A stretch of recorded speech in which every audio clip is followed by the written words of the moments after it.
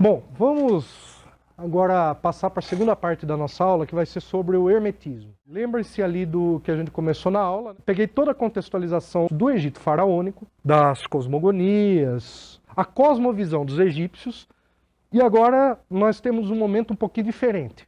Como eu disse para vocês, a partir de 332, Alexandre o Grande conquista o Egito, e é muito interessante porque Alexandre o Grande virou faraó. Tem toda uma história que o Alexandre, ele estava andando pelo deserto. Na verdade, quando ele conquistou o Egito, ele precisava saber se ele tinha direito de ser faraó.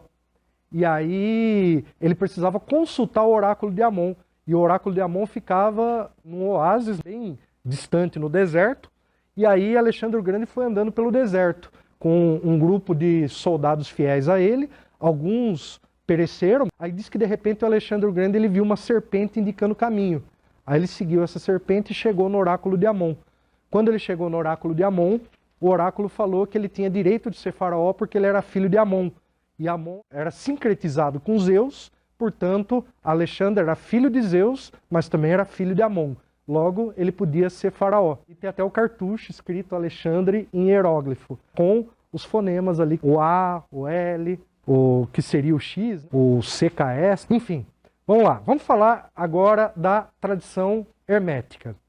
Alquimia é uma palavra que há muita divergência sobre a origem da alquimia, mas uma das versões, e a versão que eu acredito, talvez porque eu enxergo o mundo a partir da ótica da egiptologia, porque é o que eu estudo, alquimia seria derivado de al-kemet. Então, como vocês sabem, o artigo al, no árabe, muitas palavras ali que começam com o artigo al, Kemet, que seria algo que diria o que se refere ao Egito Antigo.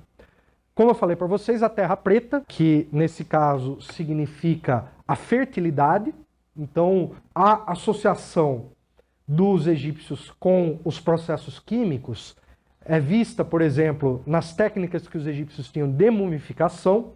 Então os egípcios conseguiam fazer um corpo ser preservado por milênios a partir do uso de uma combinação química que era o natrão, é um tipo de sal que você tem ali, que tem uma composição específica.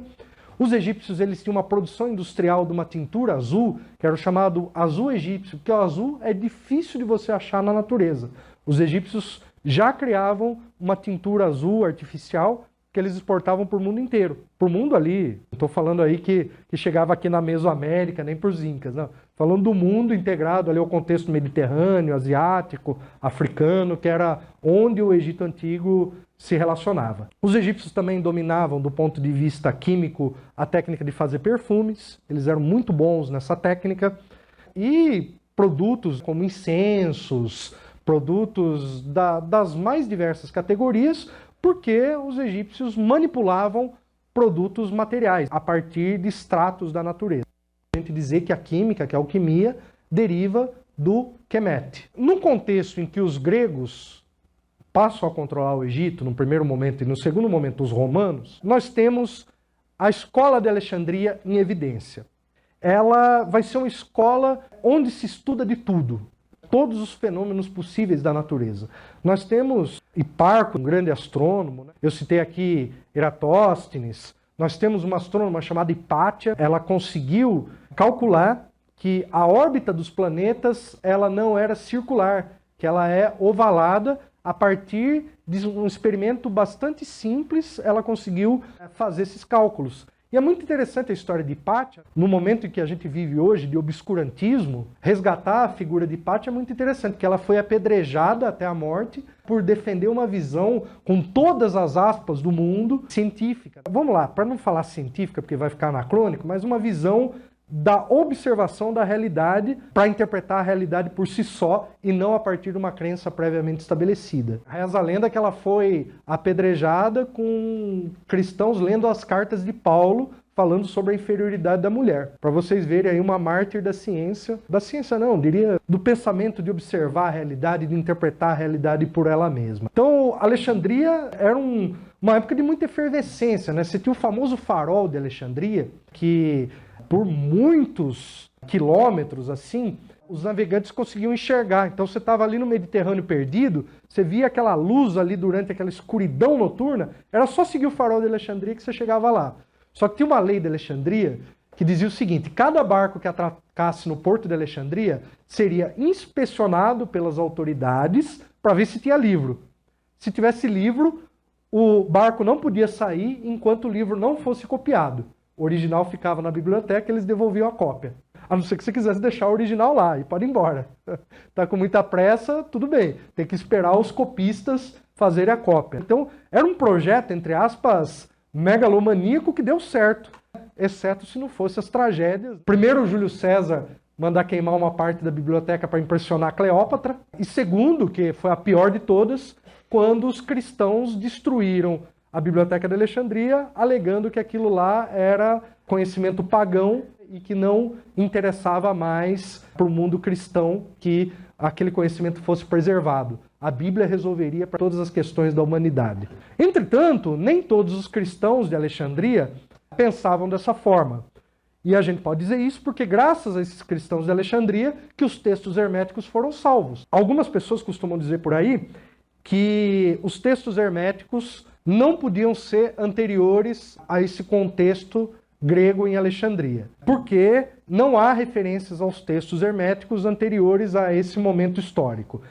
Entretanto, nós temos aqui duas coisas que fazem a gente divergir dessa questão. Primeiro que a gente sabe da existência dos textos herméticos a partir do momento que os cristãos começaram a se interessar por eles. Em segundo lugar, a gente sabe pela descoberta da biblioteca de Nag Hammadi, que tem livros anteriores ao contexto. Então a gente já sabe que esse personagem, Hermes Trismegisto, já aparece no Antigo Egito, antes então, só que ele, obviamente, não devia ter esse nome de Hermes Trismegisto, ele devia ser chamado de alguma outra forma. Por quê? Porque Hermes, como vocês sabem, é um nome grego.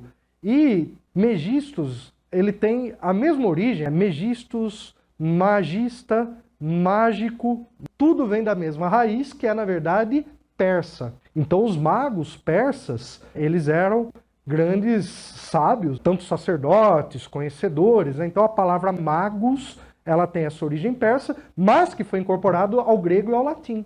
Então, é interessante a gente fazer essa observação, porque isso enriquece o nosso entendimento aqui da possibilidade de que Hermes realmente tem a sua origem realmente egípcia, no entanto ele se torna uma figura daquele mundo, do mundo helenístico. A gente sabe que grandes pensadores gregos tiveram a sua formação no Egito. Vamos citar alguns nomes que a gente sabe pelos registros textuais de gregos que passaram pelo egípcio. Solon, né, o legislador, Pitágoras, Orfeu, Aglaufemo, Filolau, Heráclito, Platão, Heródoto, só por citar alguns. Pessoal, vocês que são da filosofia devem conhecer vários. Então, nós temos aqui, por exemplo, Platão, ele vai ter uma influência do pensamento egípcio em toda a sua obra, a forma como ele concebe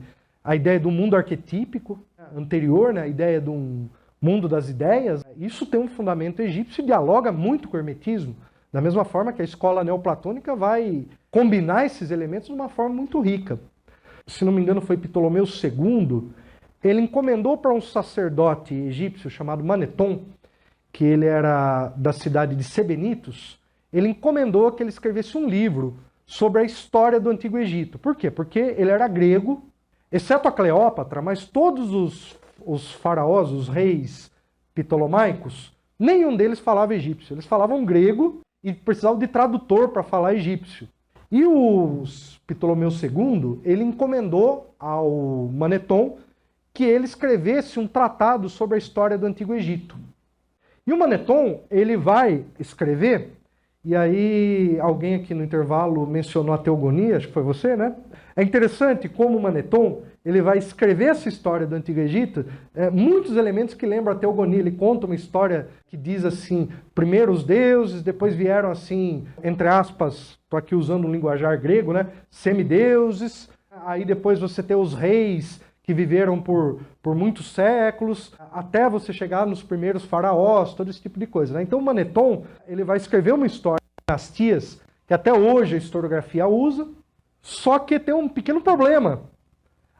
O livro A Egíptica do Manetón se perdeu. E o que a gente tem sobre ele agora? A gente tem muita pouca coisa. O que a gente tem são que o Flávio Josefos, que é um historiador judeu, escreveu, ele copiou um capítulo inteiro, só que aí nós temos um problema para a gente tratar ele como fonte primária. Por quê? Porque ele copiou o capítulo que interessava para ele, que era quando os Hicsos, que são povos semitas, passaram a controlar o Egito. E ele queria ali dar uma explicação mais duradoura para o povo hebreu. Então, aí ele procura lá as raízes semitas, tal. Então, é um pouco complicado para a gente tomar como uma fonte confiável, porque ela foi uma obra escrita com um objetivo específico.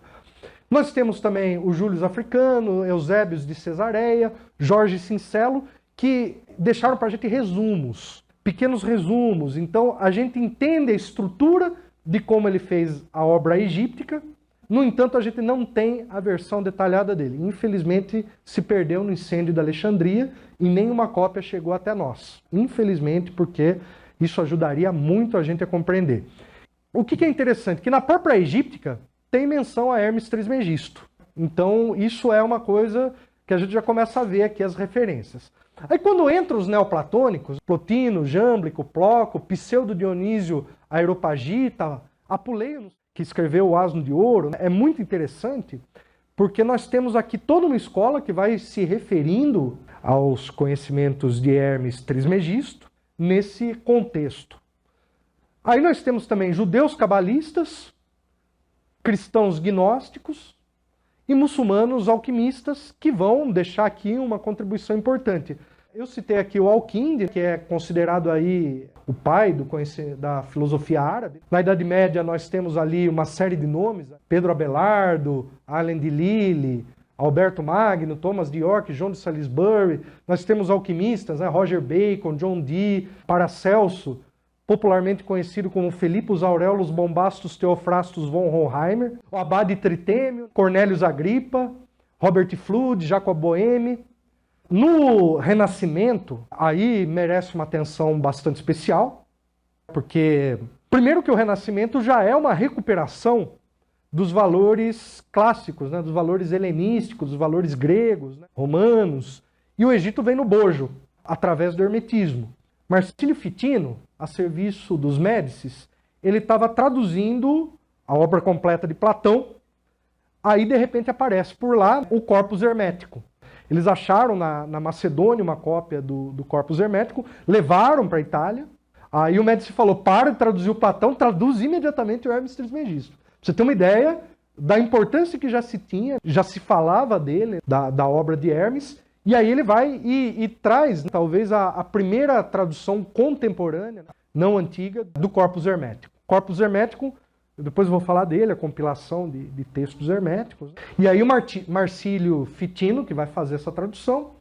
E eu destaco aqui dois importantes hermetistas do contexto do Renascimento, Pico della Mirandola e principalmente Giordano Bruno. Na verdade, quando a gente olha o processo de condenação de Giordano Bruno, ele foi queimado por defender as ideias de Galileu. Aquilo que Galileu sentou na cadeira e falou, não é bem assim, não, é geocêntrico mesmo, né?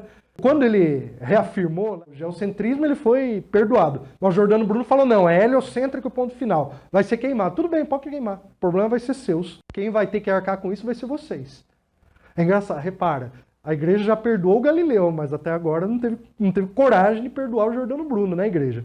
O Giordano Bruno, ele tem um tratado de magia muito interessante. Inclusive tem uma edição bilíngue da Martins Fontes, que é latim e português. É muito boa para quem tem uma noção de latim, porque aí você já pega a versão direto da fonte. E ele cita ali o hermetismo, né, referências herméticas muito... Dá para ver que ele era um hermetista da mais alta qualidade, Giordano Bruno. Ele foi queimado na Plaza Campo de Fiore, ali, para quem um dia for visitar Roma, que está bem na frente do Panteão, que é uma das poucas relíquias do mundo romano que está praticamente intacta. E o Panteão foi um templo construído por Marcos Agripa, que não tem nada a ver com Cornélios Agripa, com o objetivo de cultuar todos os deuses do Império Romano. Então era um lugar que você chegava lá em Roma, suponhamos lá que você fosse uma egípcia do templo de Ísis, e aí você chegava lá, poxa, né, não tem nenhum templo de Ísis aqui, antes de Cleópatra, porque depois Cleópatra criou um templo de Ísis no Fórum Romano. Os romanos não aceitaram isso de jeito nenhum e até mataram o Júlio César. Mas imagina que você veio lá e fala, nossa, não tem nenhum templo de Ísis aqui, eu quero cultuar Ísis. Você ia lá no Panteão que ia ter uma estatuazinha para ela, para qualquer divindade ali, porque o Panteão era para celebrar a diversidade. Quando a Igreja Católica tomou o Panteão, ela renomeou para a Igreja de Todos os Santos. E depois, quando a Itália se tornou um país, os nossos queridos Mazzini, Giuseppe Garibaldi conseguiram unificar a Itália, aí ali se tornou o lugar onde estão enterrados os grandes nomes ali da história italiana. Então repara como, entre aspas, as religiões mudam. Primeiro você tem uma religião que ela é extremamente eclética, que é o helenismo, que você abre para todas as tradições, depois vem o cristianismo, restringe aos santos daquela tradição, e depois quando vem o nacionalismo, vem o quê? A religião cívica. Na arqueologia a gente chama essas sobreposições de tempos dentro do mesmo monumento, de uma mesma paisagem, tem um nome bem simples, é palimpsesto. Depois nós vamos ter ali o iluminismo, o racionalismo, o romantismo, o idealismo. Todo esse movimento, o hermetismo ele vai aparecer seja para criticar, seja para reafirmar. Aliás, é interessante que eu estava lendo na introdução que o nosso colega Américo aqui ele fez na nova edição do Corpus Hermeticum. Até o Hegel estudou hermetismo, então até os idealistas também passaram a debater o hermetismo. Então, o hermetismo ele realmente está por trás, é uma espécie de fio condutor do pensamento ocidental. Então, muito, muito rico saber isso. E alguns nomes aqui da própria ciência moderna, os pais da ciência, René Descartes, Francis Bacon, Isaac Newton, eram hermetistas. Os pais da ciência, pai do racionalismo, o pai do empirismo, Isaac Newton, o Newton ele é conhecido pelas famosas leis de Newton, só que isso por Newton era um subproduto do que ele estudava. O Newton dedicava 90% do tempo dele a estudar alquimia. Então, só que era proibido estudar alquimia, né? Ele ficou conhecido como pai da física. Então vejam como é interessante, como que o hermetismo ele vai passando. Inclusive as melhores mentes da ciência, pelo menos aqui dessas que a gente está citando aqui, tem um embasamento hermetista. Agora você tem as chamadas ordens iniciáticas, que esse conhecimento era transmitido de uma forma prática, a partir de rituais de iniciação, rituais mágicos. Nós temos aqui os templários, Rosacruzes, maçons, martinistas, teosofistas, e a partir do século XIX, a Golden Dawn, ela leva até no nome, né? Ordem Hermética da Aurora Dourada. E a Golden Dawn, para quem faz um estudo dessa tradição mágica, iniciática no contexto ocidental, ela tem um papel fundamental, porque dela vai derivar, inclusive o neopaganismo surge com base na Golden Dawn. Você pega, o pessoal fala, o Wicca é a bruxaria, não sei o que, tal, né? Como os antigos passaram. Quando você vai ver o ritual da Wicca, é um ritual da Golden Dawn adaptado a um contexto neopagão.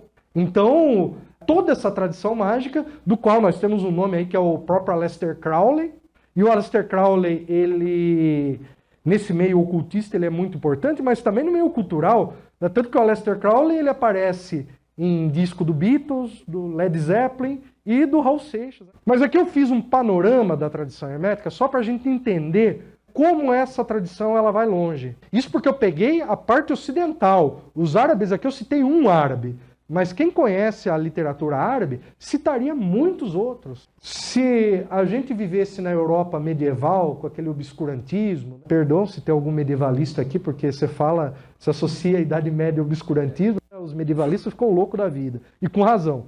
Mas quando você ia para o mundo árabe, o pensamento era muito mais livre, né? Você tinha Bagdá, Damasco, todas aquelas cidades ali, uma efervescência cultural que influenciou muito o pensamento científico que vai vir depois. Então era muito rico esse mundo que eles chamavam de Oriente. Esse conhecimento não se perdia, ele se propagava. Vamos falar aqui de Hermes Trismegisto, porque o hermetismo, filosofia hermética, deriva de Hermes Trismegisto. Então, Trismegisto quer dizer 3 vezes grande. E aí, vocês lembram lá quando eu mostrei ali o plural em egípcio? Neteru, Neter, Deus, Neteru, deuses. Aí você tem as 3 bandeirolas. Os egípcios, para eles, o plural é o 3. Então, toda vez que você coloca o 3, quer dizer que você é plural, você é muito, você é... Sabe, quando você usa o 3 enquanto adjetivação, ele potencializa aquilo. Então, megistos, de magister, de mestre, magistério, mago, 3 vezes, que é ao mesmo tempo magistral no sentido de grande, 3 vezes tudo isso é o triplo que é um comum. E assim, algumas das tradições, elas apresentam o seguinte, ó, há quem diga que Hermes Trismegisto era o próprio Imhotep. Por quê? Porque Imhotep foi considerado a encarnação do deus Thoth, e também tem uma relação dele com Asclépios, porque Imhotep era Asclépios para os gregos e Esculápio para os romanos. Como a gente vai ver em alguns textos herméticos, aparece a referência direta a Asclépios. Por isso alguns associam ele a Imhotep. Na tradição cabalística se diz que ele era contemporâneo a Abraão, uma das formas como aparece. Na Catedral de Siena, olha que interessante, você tem uma imagem na porta da Catedral de Siena, na Itália, de Hermes Trismegisto ensinando Moisés a lei. Olha só que interessante. Outros dizem que ele era um mestre da escola de Alexandria, um sacerdote egípcio, enfim. Outros dizem que ele não existiu, mas que ele é uma compilação de tradições em torno de uma figura simbólica criada. O fato é que nós não temos um lugar que esteja ali, um túmulo escrito aqui viveu Hermes Trismegisto e esteja lá a sua ossada. Ah, Hermes Trismegisto não existiu? Não sei. Moisés existiu? Abraão existiu? Jesus existiu? Sócrates existiu? Não sei. Nós não temos como afirmar. No entanto, a obra hermética, na sua origem, ela é tão coerente que é difícil a gente imaginar que não tenha existido alguém capaz de pensar aquilo logicamente e organizar todo aquele pensamento. Na tradição islâmica ele é Idris Enoque. Idris Enoque? O Enoque foi aquele que subiu, né, um ser humano que ascendeu diretamente aos céus como... Sem deixar o corpo. Metatron, não é? Que, se não me engano, quer dizer o mais perto do trono em hebraico. O chefe de gabinete do Supremo. Você mencionou a Santíssima Trindade. Falou do plural ser 3, né? É que o 3, ele tem, se vocês for verem, eu mostrei ali no panteão egípcio, sempre é uma tríade. É um casal e um filho. A Santíssima Trindade cristã, ela tem uma característica interessante, porque ela não tem a mulher. Vocês repararam isso? É o Pai, é o Filho e é o Espírito. As outras trindades é sempre o Pai, a Mãe e o Filho. Ou a Filha, depende da perspectiva que se olhe. Mas a Trindade cristã, você ocultou o elemento feminino. E por quê? Você tem tanto uma explicação do ponto de vista patriarcal, como você tem uma explicação simbólica. Porque se você pensar numa perspectiva cabalística, você está indo pelo caminho do meio. E aí você tem ali de Exode para Tifarete para Keter. Não sei se eu falei aqui algo incompreensível. Não vou dizer aqui no curso de filosofia que eu falei grego, que vocês vão entender. Mas vou dizer que eu falei hebraico, né? Aí pode ser que não entendam. Mas o que significa? Do ponto de vista simbólico, que você está no meio, você está entre duas polaridades. Então, você pode ter essa neutralidade. Mas isso é uma interpretação muito sofisticada. Eu acho que quem definiu isso, não sei se estava vendo por esse ângulo. O ternário, se você for pensar... E o hermetismo o tempo inteiro ele tem essa questão, o uno, do uno você vai pro dual, que é o contraste, do contraste você vai para a trindade, que aí você reunifica, só que você reunifica com uma diferença quantitativa. Então, a própria imagem de uma pirâmide ela é uma imagem ternária. O 3, ele é um símbolo muito profundo em termos do conhecimento mágico, do conhecimento simbólico, do conhecimento espiritual. Faz todo sentido, então, Trismegisto ser associado a tudo isso. Então, portanto, Hermes, é difícil a gente precisar dizer exatamente quem ele foi. Eu vejo com simpatia a ideia dele ter sido Imhotep, apesar de ser uma coisa muito... não ter fundamento. Mas por quê? Porque se atribuiu muita coisa a Imhotep, se atribuiu muita coisa a Hermes Trismegisto, e o que se atribuiu a um e o que se atribuiu a outro era muito parecido. Mas não se tem nada concreto com relação a isso. Hermetismo grego ou egípcio, essa polêmica é interessante. No contexto de Alexandria, nós temos ali o helenismo, Quemetismo, o que é quemetismo? A gente chama todas essas religiões egípcias de quemetismo. É um nome só para a gente dar um ismo. Não significa que essa palavra ela consiga expressar tudo o que significava o Antigo Egito. Zoroastrismo, é muito importante o zoroastrismo, porque com essa formação judaico-cristã que a nossa cultura tem, se a gente ignorar o papel do zoroastrismo na formação dessas duas religiões, a gente não entendeu nada. Porque a primeira tradição a dizer que existe uma força da luz, uma força das trevas é o zoroastrismo, que diz que tem um Deus Pai, que teve um filho nascido de uma virgem, que é o Mitra, que faz aniversário dia 25 de dezembro. Já ouviram falar desse cara? É relacionado com o Sol, por isso acompanha ele o número 12, que pode ser 12 discípulos, 12 constelações. Isso é Mitra, Zoroastro ou Zaratustra, como diria Nietzsche, assim falou Zaratustra. Apesar de que o Nietzsche é outra coisa, ele só pega o nome. Vamos fazer essa diferenciação, senão você não vai aprender sobre o zoroastrismo lendo Nietzsche. Você vai aprender sobre Nietzsche lendo Nietzsche. O judaísmo, claro, inclusive lá em Alexandria, foi onde eles escreveram a Bíblia hebraica, os 72 sábios que escreveram, Septuagintas. O cristianismo, que ali ele estava em processo de formação, e é interessante quando a gente compara o cristianismo de Alexandria, quando a gente compara ele com o cristianismo romano, é completamente diferente. Você vai à igreja cristã copta, ela até hoje ela reza as missas em copta. O copta é a língua egípcia adequada a um contexto cristão.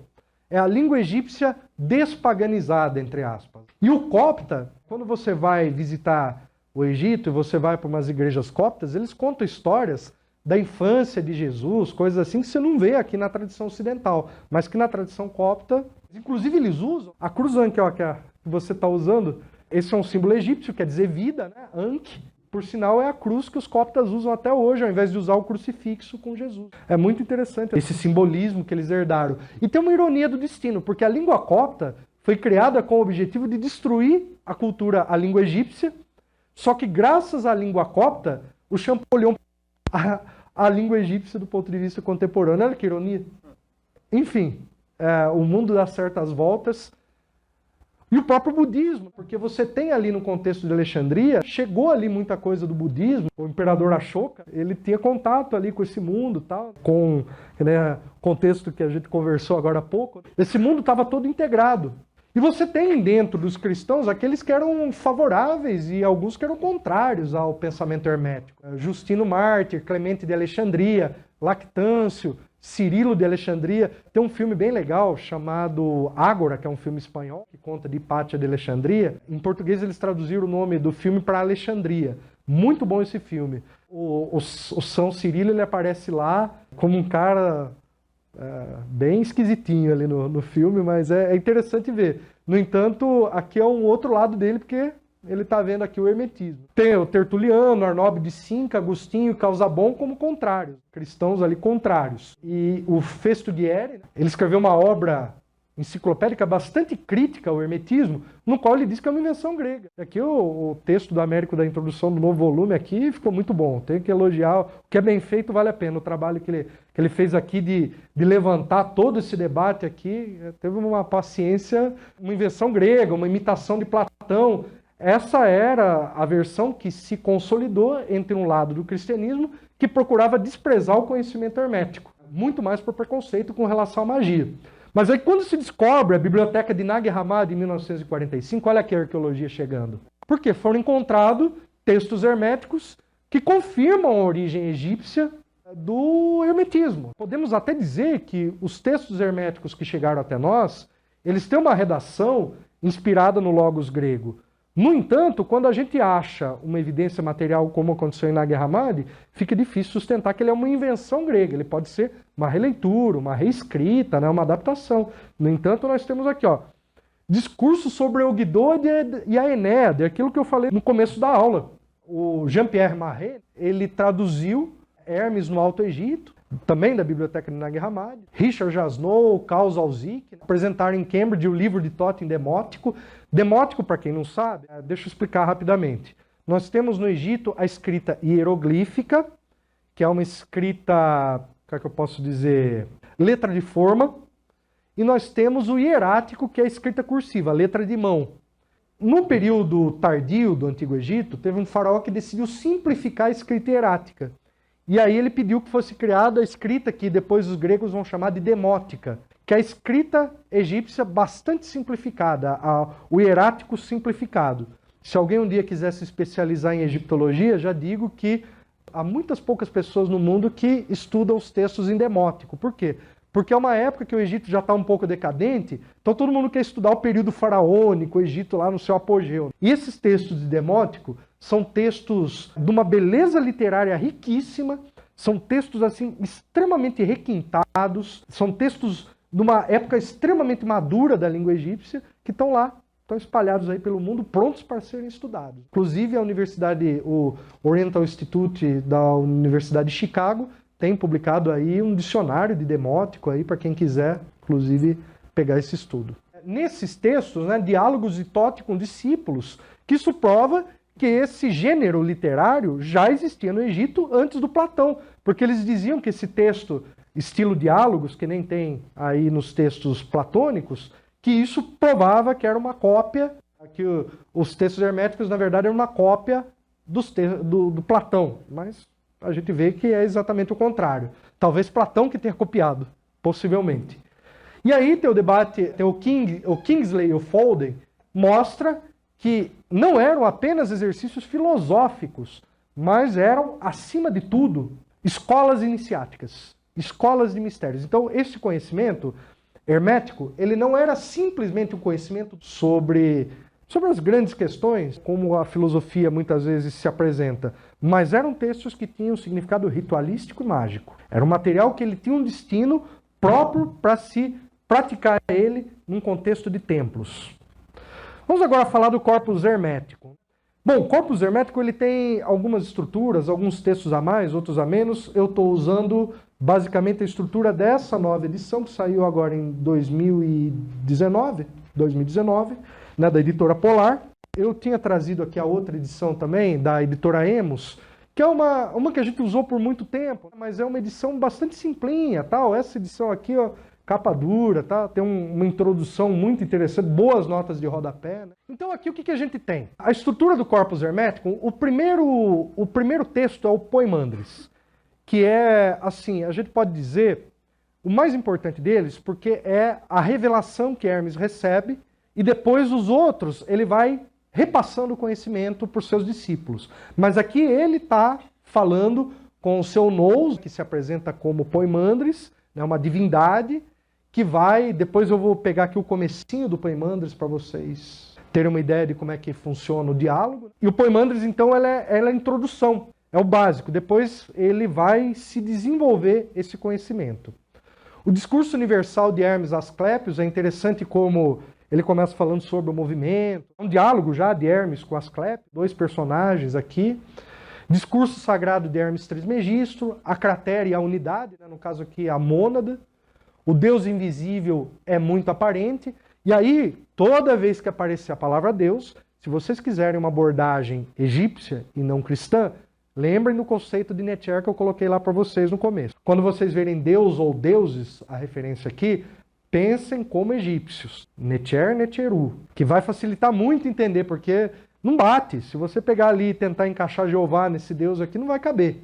O sexto, o bem está apenas em Deus e em nem outro lugar, que aqui também não é uma questão maniqueísta, né? Então pensa o seguinte, Hermes entende como toda a criação como uma coisa boa. Então por isso, como ele entende Deus como uno, então a criação, por ela ser boa por excelência, não pode haver nada fora dela que não seja boa. O maior mal para os seres humanos é ignorar Deus. Então, ignorar esse lado espiritual da realidade é o que os tratados herméticos aqui estão apresentando. Nada se perde e é por ignorância que as mudanças são chamadas de morte e de destruição. Interessante isso, como tem a ver até com um paradigma científico moderno. Sobre a intelecção e a sensação. Então, aqui são os 9 primeiros capítulos. A gente muda aqui para a continuação. A chave, a inteligência, que aí no caso ele chama de nous, a Hermes, sobre a inteligência comum, sobre o renascimento e sobre a regra do silêncio, a saúde da alma, de Asclépios para o rei Amon, que o 15 ali não tem título, por isso eu coloquei ali, o 17 também não, então tá ali. O 18, sobre os entraves gerados na alma e não decorrentes do que ocorre ao corpo. E aí nós temos ali o discurso de iniciação ao Asclépios.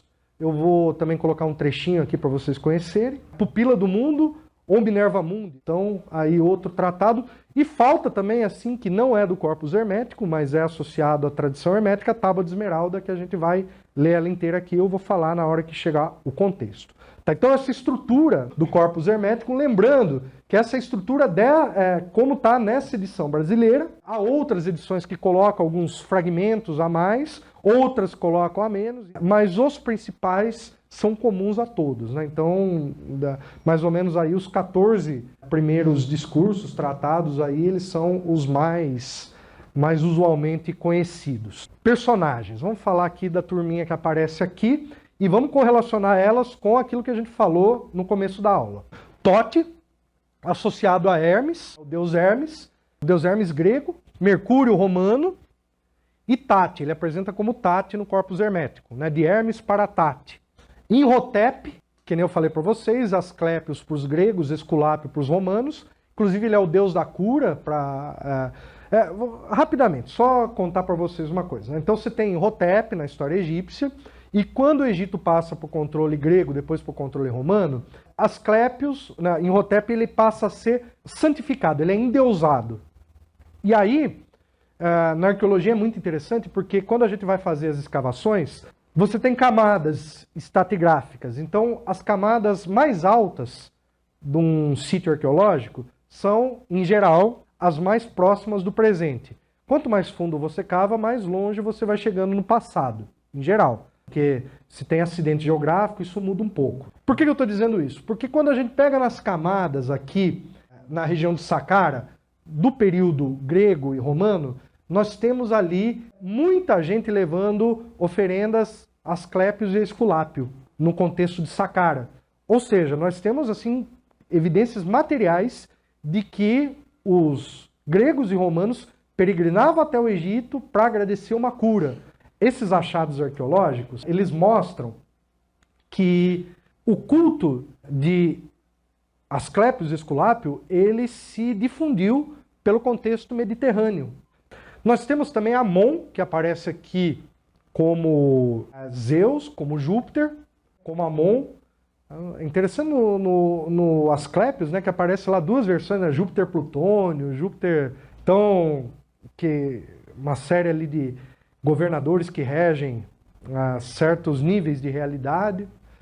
Nós temos também o deus Ptah, que é aquele outro demiurgo que eu destaquei para vocês, que ele aparece associado a Hades, pelos gregos, Plutão pelos romanos, e aqui aparece como Nous. Então um detalhe importante, Ramsés II, faraó da 19ª dinastia, ele construiu um templo dedicado a ele, vamos entender no contexto. Ele queria dizer para os núbios que a partir daquele momento aquela terra tinha um soberano, no sentido de, se você der um passo à frente, aqui quem manda é o regime faraônico. Esse templo ele é muito interessante, porque quando foi construído a barragem de Assuã, ele ia ser alagado. E a Unesco, ela criou um projeto internacional que reuniu aí recursos do mundo inteiro para poder cortar pedra por pedra desse templo, construir uma ilha artificial e reerguer esse templo. Então, se um dia vocês forem visitar lá, vale a pena vocês verem como essa obra faraônica foi salva. E é muito interessante porque o que acontece? No aniversário de Ramsés, está ali Ptah, Ra, Amon e o próprio Ramsés. E a luz, ela entra, ela ilumina Ra, ela ilumina Amon e ela ilumina Ramsés, mas ela não ilumina Ptah. Por quê? Ptah é associado ao submundo. Aliás, quem um dia for assistir aquela ópera do Verdi, Aida, a primeira cena dessa ópera ela ocorre no templo de Hades. É engraçado que você fala, nossa, mas que sentido que faz, né? É porque está se referindo aqui a um sincretismo com Ptah. Mas Amon também não é nepotismo? Amon é. Porque Amon ele se fundiu com Ra e se tornou Amon-Ra. Entendeu? Então aí ele passa a ser associado à luz, como se ele viesse à luz. Aliás, o templo de Amon, que fica em Karnak, ele é o maior templo do mundo até hoje construído. Nenhuma religião construiu um templo tão grande que nem o templo de Karnak. O Templo de Karnak é monumental. Só a piscina dele, acho que deve caber ali a Catedral da Sé dentro dela. A piscina que era para os sacerdotes se purificarem antes de começar os rituais. Cada faraó aqui ia fazer um puxadinho. Então ele foi ficando, ele demorou milênios para ficar daquele tamanho. É fenomenal. Se vocês tiverem oportunidade um dia de visitar, garanto que não vão se arrepender. Eu vou começar com o Poimandres, porque eu acho muito importante, porque assim, o Poimandres vai amarrar aquelas cosmogonias que a gente viu no começo, que aqui está, assim, vocês vão entender a correlação disso com aquilo que a gente viu, para ver que isso não pode ser uma invenção grega, isso é egípcio. Um dia eu refletia sobre os seres, meu pensamento pairava nas alturas e todos os meus sentidos corporais estavam entorpecidos, como quando de um sono pesado que se segue a muita comida, excessos ou cansaço. Pareceu-me então que se apresentava diante de mim um ser imenso, além de toda medida definível, que me chamava pelo meu nome e dizia: o que queres ouvir e ver? O que queres aprender e conhecer? Então lhe respondi: quem és tu? E aquele ser me respondeu: sou o Poimandres, a inteligência, o nous da autoridade suprema. Sei que desejas e estou em toda parte contigo. Aí Hermes responde: quero ser ensinado a respeito dos seres, compreender a natureza deles e conhecer Deus. Receba então na tua mente tudo o que queres e eu te instruirei.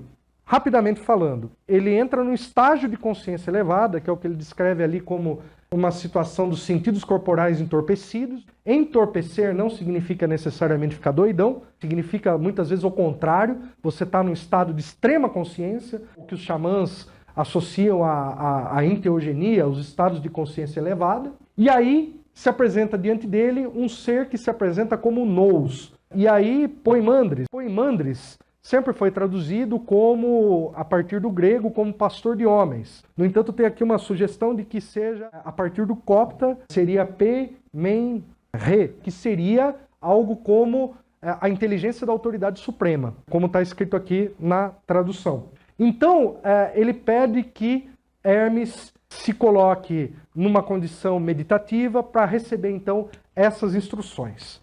Vamos ver agora e vamos recordar o que a gente falou na primeira parte da aula para correlacionar isso com as cosmogonias egípcias.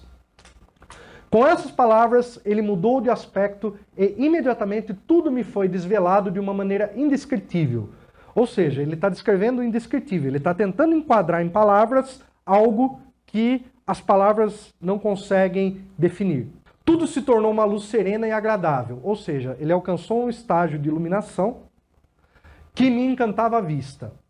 Logo depois caíram trevas espantosas e terríveis, difundindo-se de maneira espiralada, semelhante a uma serpente. Lembram das serpentes que eu mostrei ali no começo? No processo de criação do cosmos dos egípcios, as trevas, aquele momento pré-criacional do caos, onde você não tinha ainda a luz. Pareceu-me ver essas trevas transformarem-se em um tipo de natureza úmida e turva, ou seja, úmida, as águas primordiais. Turva é o tumulto. Lembra aquela coisa que o processo de criação ele inicia a partir do momento que essas águas que estão paradas, elas se movimentam, exalando uma fumaça como a que sai do fogo e uma espécie de som, um gemido indescritível. Depois disso, saiu um grito inarticulado que parecia a voz do fogo. Ou seja, vocês se lembram que na cosmogonia de Hermópolis, Tote criou o cosmos a partir do verbo. Ptah criou o cosmos a partir do coração e do verbo. Ou seja, aqui, por enquanto, não estou vendo nada de grego, estou vendo totalmente egípcio. E uma palavra santa, logos, desceu da luz sobre a natureza. Ou seja, a criação. Tote é o Deus do verbo divino. E um fogo puro lançou-se da natureza úmida para as alturas sublimes.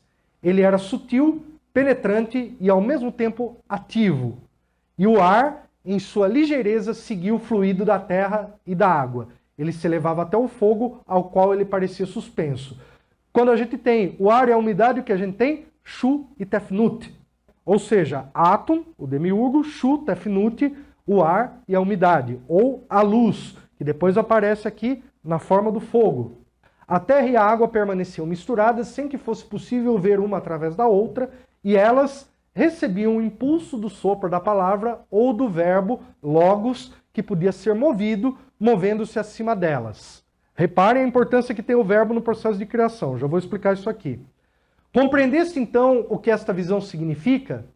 Aí tem um trecho aqui que eles dialogam sobre essa questão, né? Ele fala assim, compreende e tal. Aí Poimandres responde a Hermes: viste em teu intelecto a forma primordial ou arquetípica, o pré-princípio anterior ao princípio sem fim. Ou seja, ele está falando da natureza da criação do cosmos, o processo pré-criacional ao processo criacional. E aí, a hora que entra essa questão do verbo, entra aquilo que a gente falou, que é o tema da aula de hoje, a magia egípcia, a Reca. Então, como que os deuses demiurgos criam o cosmos? A partir do verbo, a partir da magia, a partir do ordenamento do cosmos. Você ordena essas forças e você cria. Então, o processo de criação é um processo mágico. A magia, ela está na criação. Não há uma separação entre magia e religião, como existe na religião ocidental. Na religião cristã, na religião judaica. Não sei dizer se no Islã tem essa condenação à magia. Talvez nas vertentes mais conservadoras sim. Mas esse processo de criação do cosmos, ele aparece a partir de um ato mágico. Essa é uma parte que eu gostaria que vocês lembrassem bem dela, porque no curso, o conceito que o Jorge Agamben vai nos trazer de magia, entre uma série de coisas, que é a capacidade de usar o nome secreto das coisas para criar transformações na natureza. Então vocês estão vendo aqui o paralelo imenso, que é uma magia onde os nomes estão presentes, mas não um nome como uma palavra convencional, mas um nome dinâmico dotado de um efeito mágico. Só para vocês terem uma ideia, a deusa Ísis, ela entorpeceu o deus Ra para saber o nome secreto dele. Porque você sabendo o nome de um deus, você tem o controle sobre ele. Vamos falar aqui da Tábua de Esmeralda. A Tábua de Esmeralda, eu acho um texto brilhante, porque ele é um texto bastante curto, que sintetiza a filosofia hermética na sua essência. Cada trecho da Tábua de Esmeralda dá um debate filosófico riquíssimo. Então eu vou tentar ser o mais breve e condensar ao máximo possível. Tem muitas traduções da Tábua de Esmeralda, traduções com pequenas diferenças. Essas traduções, elas muitas vezes trocam uma palavrinha ou outra, mas a essência é basicamente a mesma. Então vamos lá. É verdade, certo e muito verdadeiro. Aqui a natureza trina. Verdade, certo, muito verdadeiro. O que está embaixo é como o que está em cima, o que está em cima é como o que está embaixo, para formar o milagre do uno. Então nós temos aqui uma correspondência. Ou seja, a mesma lei, ela governa todos os planos. O plano de cima, o plano de baixo. O que acontece num plano reflete no outro plano. Não é igualdade, é analogia. Essa é uma chave hermética muito importante, que depois vai ser chamado de princípio da correspondência. Para formar o milagre do uno. Tudo é e precede do uno. Tudo pela mediação do uno. Desse modo nascem as adaptações, ou seja, tudo é e precede do uno. O que é o uno? Você pode chamar o Netcher, o demiurgo, a força que deu origem à criação, a fonte a partir de onde tudo emerge. Tudo é e precede do uno, tudo pela mediação do uno. Ou seja, o uno não simplesmente cria e depois desaparece, ele media todas as relações. Tudo que existe é mediado pelo uno. Tudo é adaptado através do uno. Tudo é o uno se manifestando. A ideia essencial é de que o uno se manifesta a partir de todas as coisas existentes. O sol é o pai, a lua é a mãe, o vento trouxe em seu ventre, a terra o alimenta e é o seu receptáculo. Ou seja, aqui ele está colocando um princípio fundamental do hermetismo, que é a questão do gênero, né? A dualidade masculino e feminino, que ele associa ao sol e à lua, como tradicionalmente se existe nas tradições pagãs, até porque antes da descoberta da astronomia, você via dois astros do mesmo tamanho, então um associava a um contexto masculino, o outro a um contexto feminino, e aí a Terra trouxe em seu ventre, ou seja, todos somos filhos da Terra, a Terra nos alimenta e é o nosso receptáculo. O pai de todo telesma do mundo está nisto. Bom, telesma, daria para a gente fazer um amplo debate, mas diria que é essa força, é esse processo, essa ligação que forma toda essa unidade. Em plenitude de poder, integral quando se transforma em terra. Ou seja, você tem um processo que vai do sutil ao denso. O sutil, o processo de criação, o demiurgo, a força criadora, a fonte, que ela desce, se densifica e se torna matéria. A matéria é o processo mais denso de vibração. Separas a terra do fogo, suavemente o sutil do espesso. Ou seja, o fogo é a transmutação, a sutileza, que é separado da densidade, ou a densidade transmutada. Processo de transmutação de chumbo em ouro, que acho que aqui nós temos um professor que conhece muito isso e vai trabalhar com vocês muito melhor. Sobe da terra para o céu, desce novamente para a terra, recebe as forças superiores, também recebe as forças inferiores. Ou seja, sobe, desce, recebe as forças de cima, recebe as forças de baixo. O que isso quer dizer? É aquilo que o Jung vai chamar de individuação. É esse processo de descida e depois de subida, de densificação, sutilização e reintegração. Assim, através deste modo, obterás a glória do mundo. As trevas de ti afastarão, da fortaleza forte da força, que vence a coisa sutil para penetrar em tudo que for denso. Então a densidade, ela é penetrada pela sutileza. E a sutileza transmuta a densidade e eleva ela de novo. É um processo alquímico. Coloca ali no laboratório que vocês vão observar esse processo no meio físico, que na verdade é um processo simbólico, espiritual, mas também se manifesta pelas leis da matéria. Assim o mundo foi criado, desta fonte de admirável adaptação. Por isso eu chamo Hermes Trismegisto, tem as três partes do saber universal, que alguns trocam esse saber por filosofia. As três partes, o conhecimento do mundo físico, do mundo astral e do mundo espiritual. Ou do plano físico, mental, espiritual, ou seja, a natureza trina, a natureza ternária. E aí, finalmente, ele conclui, o que eu disse da obra solar está completo. Por quê? Porque o texto da Tábua de Esmeralda, que, por sinal, o cantor Jorge Ben adaptou para a música. Pessoal, eu queria falar rapidamente do discurso de iniciação ao Asclépios. Esse é um diálogo bastante interessante entre Hermes e Asclépios. Tem um trecho que é o pequeno Apocalipse egípcio.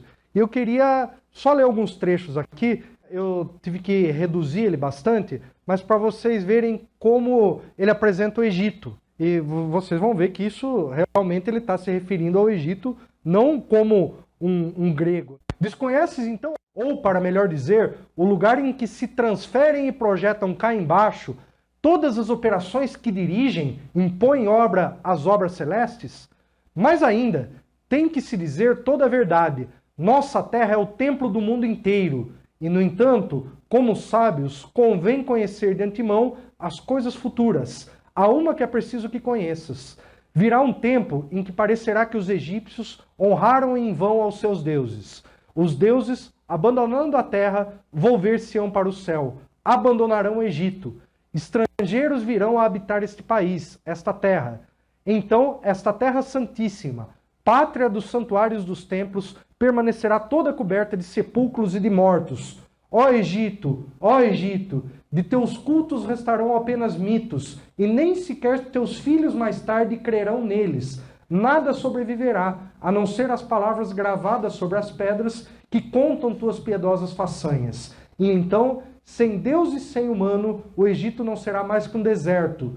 Dirijo-me a ti, Rio Santíssimo, e a ti predigo as coisas do futuro. Torrentes de sangue te encherão até as margens e transbordarás. Ou seja, aqui ele está prevendo que o Egito, aquele culto que se tinha aos deuses, toda aquela grandiosidade iria desaparecer. Aí ele continua, porque choras, ó Asclépios? O mesmo Egito será maculado com crimes muito mais graves. Ele, único país da terra em que os deuses haviam assentado moradia para corresponder à sua devoção.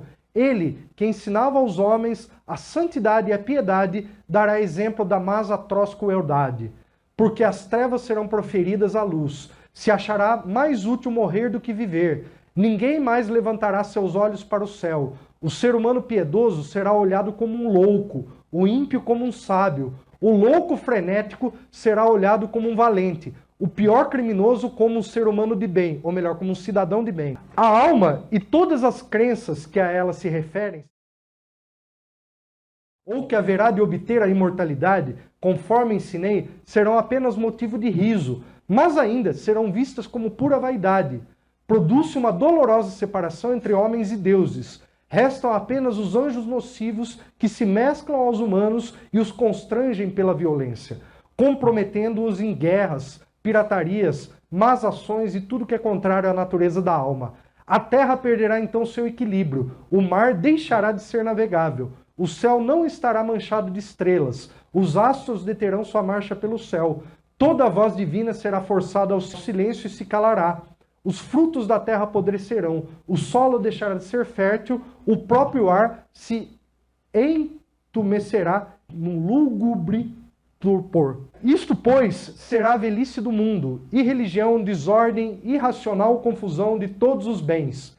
Quando essas coisas tiverem sucedido, ó Asclépios, então o Senhor e Pai, o Deus primeiro em potência e demiurgo do Deus Uno, depois de haver considerado esses costumes e esses crimes voluntários, oferecendo resistência com sua vontade, que é a bondade divina, aos vícios e à corrupção universal, e corrigindo o erro, aniquilará toda a malícia, apagando-a através de um dilúvio, consumindo-a através do fogo, destruindo-a através de enfermidades pestilenciais estendidas a diversos lugares. Logo, conduzirá o mundo à sua beleza primeva, para que este mesmo mundo pareça novamente digno de referência e admiração, para que também Deus, Criador e restaurador de uma obra tão grande, seja glorificado pelos homens que vivam, então, com contínuos hinos de louvor e bênção. Aqui se dará, na realidade, o nascimento do mundo, uma renovação das coisas boas, uma restauração santa e soleníssima da própria natureza, imposta pela força com o correr do tempo, porém por vontade divina, que é aquilo que foi sem começo nem fim. Ou seja, por que eu coloquei aqui o pequeno apocalipse egípcio? O período, na verdade, a gente começou com a pré-criação, fomos para a criação, explicamos a tábua de esmeralda, o processo de individuação e subida, para a gente explicar a destruição e renovação. Então, isso é muito interessante para a gente entender como os egípcios passavam a pensar, no contexto hermético, desse, entre aspas, apocalipse egípcio. Ele está resumido, é um pouquinho maior, eu só coloquei aqui alguns trechos para vocês terem uma ideia. O Asclépios é muito mais complexo, tem muito mais discussões, ele fala sobre as estátuas, ele tem ali orações e hinos que são bastante interessantes para a gente entender a concepção mágica operando as mudanças. Aquela coisa iconoclasta do começo do cristianismo de quebrar as estátuas, porque estátua é idolatria, não tem nada a ver com o que os egípcios pensavam da estátua. A estátua nunca foi uma idolatria. A estátua é uma representação simbólica na qual você faz um ritual e consagra para aquele símbolo arquetípico, para aquela divindade se estabelecer fisicamente no plano da matéria. Então, é uma concepção completamente diferente do que diz a visão iconoclasta. Rapidamente, só para a gente dizer que existe as chamadas 7 leis herméticas. Esse livro aqui, o Caibalion, ele é fininho, mas demora um tempão para você degustar ele, porque ele é extremamente denso, tanto quanto o corpus hermético ou qualquer literatura hermética. Esse livro ele foi escrito em 1908, autor 3 iniciados, não sabemos quem é. Há quem diga que foi um cara chamado Atkinson que escreveu, mas ninguém tem certeza se foi ele ou se foram 3 iniciados. Mas ele é um livro bastante interessante, porque a pessoa ou as pessoas que escreveram ele pegaram ali o hermetismo e conseguiram codificar as leis herméticas, pelo que o Hermes fala, em 7 leis. E ficou bastante prático para se entender o hermetismo. Então, quando você quer explicar, Caibalion é uma boa introdução, porque o Caibalion ele simplifica. No entanto, é um livro muito difícil mesmo assim. O primeiro princípio do mentalismo, ele é sintetizado no axioma: o todo é mental. O que quer dizer o todo é mental? Toda realidade existente é um pensamento na mente do todo. Reflitam sobre esse nível de abstração. Tudo que existe é um pensamento na mente do todo. Olha o nível de abstração que exige para a gente entender um princípiozinho. A gente viu na tábua de esmeralda. O que está embaixo é como o que está em cima, o que está em cima é como o que está embaixo, o que está dentro é como o que está fora, o que está fora é como o que está dentro. Ou seja, é uma relação de analogia, que não é de igualdade, é uma correspondência. O princípio da vibração. Isso tem lá no Corpus Hermeticum vários tratados que o segundo tratado, inclusive, ele já começa falando, ó, tudo está em movimento, tudo se movimenta. Hoje a gente sabe, a partir da física, que não existe nada parado. Os elétrons giram em torno dos átomos. Então, esse movimento já demonstra que esse princípio ele tem uma fundamentação física, o princípio da vibração. A ideia, do ponto de vista hermético, é o que é denso tem uma vibração baixa, uma frequência de vibração lenta. O que é sutil, uma vibração muito rápida. Aí depois os físicos podem explicar melhor para nós aí se tem fundamento ou não, o pessoal que veio da física. A polaridade. A polaridade, ela diz o seguinte, você tem opostos. Esses opostos, eles podem se reconciliar entre os extremos. Os extremos da polaridade, eles são iguais, eles só se diferenciam em grau. Então, por exemplo, o amor e o ódio, diria que é a mesma coisa, a diferença é a escala vibratória das duas coisas. E aí ele vai apresentando vários axiomas e tem um deles que fala, os opostos se reconciliam. Não tem aquela frase que diz que na política a extrema-direita e a extrema-esquerda parece uma ponta de uma ferradura, ao mesmo tempo estão tão longe, estão muito perto? A polaridade, ela mostra essa coisa. Se vocês verem, a cultura egípcia é o tempo inteiro dual. Então você vai ver, o templo, na entrada, tem 2 obeliscos. Toda divindade tem um consorte masculino ou feminino. Que aí já é o princípio de gênero que eu vou explicar depois. Mas enfim, tudo existe uma polaridade. Uma polaridade que se reconcilia na unidade. Nós temos a quinta lei, que é a lei do ritmo. Então tudo tem um ritmo. Se vocês perceberem, é difícil uma pessoa ser sempre positiva. Um dia você está no bode, outro dia você está lá em cima. Então, essas oscilações, elas existem. Tanto na parte nossa, dos nossos sentimentos, daquilo que a gente vive, daquilo que a gente passa, quanto a natureza cíclica do tempo. Então, fica uma esperança por esses tempos obscuros do Brasil, que tempos melhores virão. Por quê? Porque isso é uma lei cósmica, isso é uma lei do ritmo. Então, a polaridade, né, é o pêndulo. Essa é a lei do ritmo. Pensa no pêndulo, ele vai estar sempre tendendo ao equilíbrio, mas como tudo vibra, tudo se move, ele tende para o meio. Nós temos aqui a causa e efeito, que inclusive é uma lei de Newton, né? Tudo que existe tem uma causa. E essa causa, ela vai gerar um efeito. Então tudo existe uma consequência. Se eu empurro essa cadeira vai se mover, ela pode empurrar essa. E tudo que a gente vai buscando uma causa, a gente vai retornando até chegar ao princípio original, que é o quê? O uno, processo de criação, o demiurgo. Essa causa é a causa original, que o Hermes Trismegisto vai chamar de a mônada, né? Então vai ter todo ali o início da formação de tudo. A causa das causas é a origem do processo de criação. Aí, por último, a gente tem o gênero. O que é o gênero do ponto de vista hermético? Tudo para ser gerado precisa combinar 2 polaridades. Isso, do ponto de vista arquetípico, ele significa que você precisa de uma força fecundadora e uma força para ser fecundada. Isso não significa, aí na natureza ele dá o exemplo, que a própria androgenia significa 2 gêneros em um. Então mesmo aqueles seres que são andrógenos, hermafroditas, esses seres se reproduzem porque ele tem um masculino e feminino dentro de si. O gênero está presente em tudo no processo de criação. Ou seja, você só tem a criação porque o uno se dividiu. Então, se o uno se dividiu em 2, tudo pode se multiplicar a partir disso. Essa é a natureza ternária. Então, pai, mãe, filho. Isso do ponto de vista da filosofia hermética. Essa obra, ela é uma atualização contemporânea da filosofia hermética. Por isso que ela é uma obra respeitada, importante, o hermetismo, sob uma perspectiva atual, numa linguagem atualizada, organizada e sistematizada. No entanto, o hermetismo ele vem sendo corrompido nos últimos tempos pela chamada autoajuda, coaching, quântico, não sei das quantas, cura quântica, não sei o que lá, quântico, que aí o pessoal da física está aqui para dizer que, para chorar. Você estuda lá aquele monte de equação para vir um cara lá dizer que fez uma cura quântica que fez nascer um braço numa pessoa que não tinha braço, a partir da mecânica quântica, que não tem absolutamente nada a ver. Então, hoje em dia, existe uma certa vulgarização do hermetismo que, como todo conhecimento, ele corre o risco de ser corrompido. E hoje tem quem corrompa o hermetismo, transformando ele numa prática mental para você conseguir vaga em estacionamento de de shopping, né? Usar o princípio do mentalismo para visualizar que você vai ter uma vaga e a partir disso você vai chegar lá e vai conseguir parar o seu carro. Você pegar um conhecimento tão rico que influenciou a humanidade por tantos milênios e transformar numa vulgaridade que você vende aí num curso de autoajuda, tocando a música do Rock Balboa de fundo para todo mundo gritar que é isso que hoje em dia se vende aí enquanto hermetismo de supermercado, que de hermetismo só tem a fachada, porque no princípio, como se estuda hermetismo?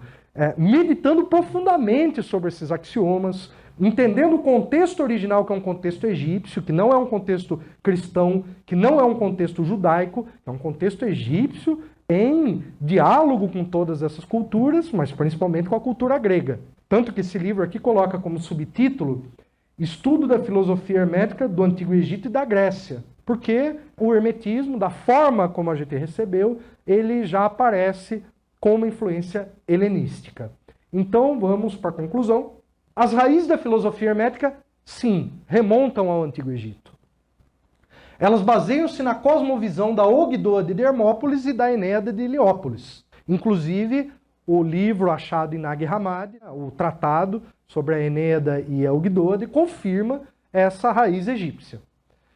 A filosofia hermética compõe-se da cosmogonia, que é a criação, a evolução, que seria ali o processo de descida e subida da Tábua de Esmeralda, e o apocalipse, que seria a própria renovação, a destruição para renovar. Que a gente tem ali, visita interior e terrária, retificando que invernes oculto lapidem, ou seja, visita o centro da Terra e retificando-se encontrará a pedra oculta. E nós temos o INRI, Igni Natura Renovator Integra, que quer dizer o fogo a natureza se renova pelo fogo, algo mais ou menos assim. Consigo entender melhor em latim do que em português essa frase. O conceito de Deus no hermetismo assemelha-se ao de Netcher no Egito. Então essa é a chave. Quando vocês forem ler um texto hermético e verem a palavra Deus, substituam pelo conceito que eu expliquei para vocês no comecinho da aula, Netcher. Conceito de Deus judaico-cristão não vai se enquadrar aqui. A magia, a Reká, é um elemento central na filosofia hermética, assim como era no Antigo Egito. A filosofia hermética não é uma invenção grega, mas foi aperfeiçoada nesse período, como ela foi aperfeiçoada com o lançamento desse livro em 1908, ou seja, há um século atrás, se conseguiu aqui desenvolver um conhecimento que já vinha lá de trás e que continua em evolução, não é algo estático. O hermetismo inovou-se ao longo da história, inclusive na atualidade. Apesar de haver distorções contemporâneas, sua essência permanece nos textos clássicos. É aquilo que a gente sempre diz, neomarxismo, não sei o que lá, mas ninguém leu Marx. Então volta para... Vamos conhecer o clássico. O que o Marx está falando, o que o Hegel está falando, o que o Hermes está falando. Vamos entender os clássicos. Aí a gente também, às vezes, pode até se introduzir pela releitura, pela adaptação, mas o conhecimento clássico, ele ainda é o clássico, por isso que ele tem esse nome. A filosofia hermética é a linha mestra da tradição ocidental e até de parte da oriental. O que eu quero dizer com isso é o seguinte, essa divisão entre Oriente e Ocidente não faz sentido, porque graças aos árabes nós tivemos de volta os textos herméticos que ficaram perdidos. Portanto, essa divisão do mundo entre Oriente e Ocidente é uma invenção do colonialismo europeu e não um dado concreto da realidade que a gente pode separar o mundo entre Oriente e Ocidente. Aliás, se a gente fizer a mitologia comparada, nós vamos ver muitos elementos do hermetismo em culturas daquilo que a gente chama Oriente. Por exemplo, aquele princípio da polaridade, a gente pode associar ao Tao, ao Yang e ao Yin, que são conceitos que estão lá na China. Por quê? Porque, na verdade, é uma decodificação de leis do universo, leis que regem o cosmos. Se você descobriu que existe um átomo, você pode chamar ele de átomo, você pode chamar ele de qualquer outro nome, mas ele não vai deixar de ser um átomo por causa do nome que você deu. Então, se você chama de princípio da polaridade, ou se você chama de tal, e no fundo a essência é a mesma, significa que é uma lei decodificada. Só mudou o aspecto cultural de quem a decodificou e quem a escreveu dessa forma. Então, nesse sentido aqui, só vou deixar por último aqui algumas pequenas referências aqui que a gente pode ver. Então, Corpus Hermeticum da editora Polar, é essa versão aqui, tá? A mais atualizada que a gente tem na língua portuguesa. Eu gostei muito da introdução dela, das notas de rodapé. A edição da editora Emos, que é a segunda que eu coloquei aqui, é mais fácil de encontrar, né? Você acha até em PDF. O que eu sugeri aqui do Eric Hornung, nós temos esse livro do Hornung em várias línguas, seria O Uno e Seus Múltiplos. Ele mostra que essa coisa monoteísmo, politeísmo não se enquadra no conceito egípcio. O múltiplo é simplesmente a manifestação plural do uno. O Caibalion, que eu mostrei aqui para vocês, esse verdinho aqui, parece que saiu uma edição recente mais interessante, tipo essa aqui, eu ainda não vi essa edição. O Livro dos Mortos do Antigo Egito, eu usei a edição do Sir Edward Wallace Budge, a edição antiga, está mal traduzida. Não é que está mal traduzida, ela foi traduzida no começo do século passado. O estudo da gramática egípcia, a interpretação, ela evoluiu. Então a gente precisa, em breve, ter uma tradução para a língua portuguesa. Vamos ver quando que vai aparecer mais atualizado. Por enquanto a gente vai usando esse. E se vocês quiserem aí um manualzinho aí da história egípcia, The Oxford History of Ancient Egyptian, do Ian Shaw. E eu citei algumas aulas aí do professor José Lu, da Universidade Autônoma de Barcelona, alguns excertos aí que eu puxei. Eu acho que a gente pode encerrar por aqui e abrir para as questões. Você tinha falado do Recai, a minha pergunta era sobre isso. Eu andei lendo um pouco antes até, inclusive antes do curso do Maurício, e foi um acaso feliz. E no material que eu li, que era um compêndio de filosofia, eles colocavam no guarda-chuva da filosofia africana, a Recai era um princípio de criação que envolvia a palavra, mas ela envolvia o sopro como digamos assim, como coisa extensa também. Então eu fiquei me perguntando da diferença, da semelhança, da analogia, da não analogia, da convergência, disso com a criação que existe, por exemplo, na narrativa cristã. Eu queria que você falasse desse aspecto da Recá como criação, como sopro, entendeu? Entendo. Vamos lá. Sob uma perspectiva egípcia, a partir do momento que você tem o processo de criação a partir da palavra ou se a gente for ver também, da própria ejaculação de átomo, são dois diferentes atos mágicos. Então, o ato mágico, não necessariamente ele depende da palavra. Ele pode ser feito também com a ação. Ele pode ser feito a partir do pensamento. Uma vez que o primeiro princípio hermético o todo é mental, então tudo começa na mente. Então, você tem mente, verbo e ação. Então, isso tudo combina com a magia. Então, quando você vai fazer um ato mágico, no sentido egípcio da questão, você performatiza um ritual. Esse ritual ele é dramatizado, ele é encenado como se fosse uma peça de teatro. Então, uma iniciação no Egito, o candidato àquela iniciação, ele ia passar por um teatro no qual ele reviveria o processo de criação do cosmos. Então, ele seria objeto da própria criação para se tornar um criador. A magia, ela se manifesta de várias formas, inclusive pela escrita.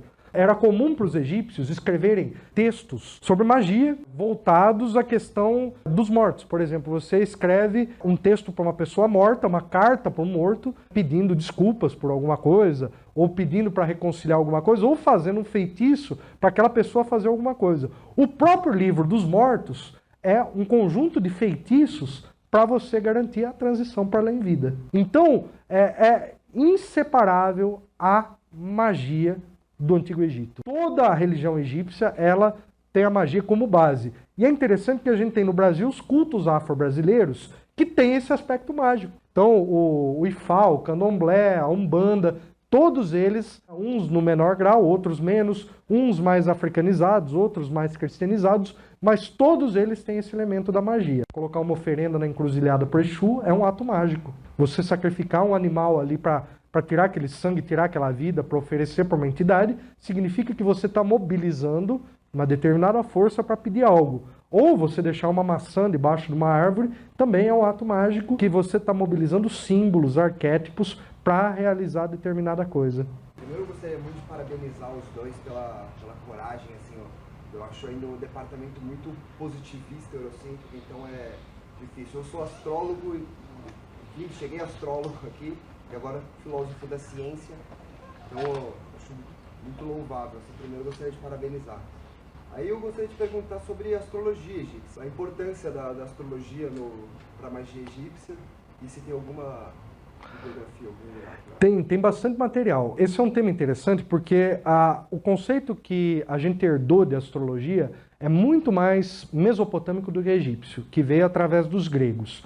Então, se a gente pega os egípcios nos primórdios, eles usavam muitos astros para fazer magia, muito mesmo, mas não para fazer adivinhação e não para você fazer mapa astral. Isso não era uma coisa egípcia. O que os egípcios usavam é o que a gente chama de arqueoastronomia. Por exemplo, alinhar um templo a determinada constelação que tem um valor simbólico, mágico. Por exemplo, a estrela Sírius, quando ela acende no céu, ela anuncia o início da estação da cheia para os egípcios. Em determinado momento houve uma sincronização entre a ascensão da estrela Sírius com o início da estação da cheia do Nilo. Então, para os egípcios, essa era uma estrela sagrada que eles associavam a Ísis. Então, para os egípcios, a ligação com o céu é muito importante. No entanto, eles só vão passar a fazer aquilo que hoje se interpreta como astrologia, mapa astral, o próprio zodíaco, a partir da influência grega. Por quê? Porque aí os gregos trazem essa influência mesopotâmica, e o exemplo mais claro que a gente tem é o zodíaco de Dendera, que Napoleão roubou e levou para o Louvre. Esse zodíaco de Dendera, ele é muito interessante, que você tem as 12 constelações zodiacais com os símbolos arquetípicos egípcios. Procura o zodíaco de Dendera, mas isso é já num período bem tardio. Os egípcios, eles mudam a sua visão com relação à astrologia do que eles tinham no momento anterior, principalmente pela influência greco-mesopotâmica. Bom, agora infelizmente a última questão, quem é? Então, na tábua de Esmeralda, o Hermes diz que o que eu disse da obra solar está completo. Só, o que é a obra solar exatamente? A obra solar, muito interessante. A obra, pensa o seguinte, quando a gente fala da Eneida de Heliópolis, Ra é o Deus Sol.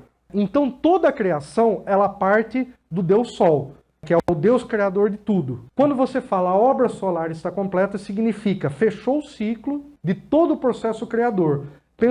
Tenta imaginar o seguinte, ele está se referindo ao Deus Sol como demiurgo. Aí você vai falar, não, mas o Sol, ele é só o centro do sistema solar, se pensar do ponto de vista do que a gente conhece atualmente. Mas se a gente imaginar que no centro de uma galáxia você tem um Sol central, que no nosso caso é um buraco negro, que talvez um dia tenha sido um Sol, ele está, na verdade, usando o princípio da correspondência. Ou seja, se existe um Sol para o nosso planeta, existe um Sol para o nosso Sol, que existe um Sol para outro Sol. Isso ele descreve no Corpus Hermético, né, numa determinada parte, que ele fala, olha, aqueles que a gente considera deuses, tem deuses desses deuses que são maiores que esses deuses. E que, por sinal, tem deuses dos deuses que são de uma ordem de grandeza ainda maior. Então, se você usa esse princípio, você entende que o que ele se refere à obra solar é o processo de criação do cosmos e de retorno do cosmos à sua origem. Então, existe uma ideia que é o seguinte, o cosmos foi criado, mas um dia ele vai retornar àquela mesma origem. Isso está muito claro, inclusive se um dia vocês puderem visitar as tumbas do Vale dos Reis, vocês vão ver um símbolo muito interessante, que é a Ouroboros, que é a serpente que morde a própria cauda. Isso está lá no Vale dos Reis, é um símbolo bem egípcio, né, que mostra exatamente essa ideia do ciclo que retorna a si mesmo. Então, a obra solar está completa, é a ideia de que a partir da luz do Sol, esse ciclo de luz, de criação, ele se retorna e aí ele se completa. Uma vez então, obrigado.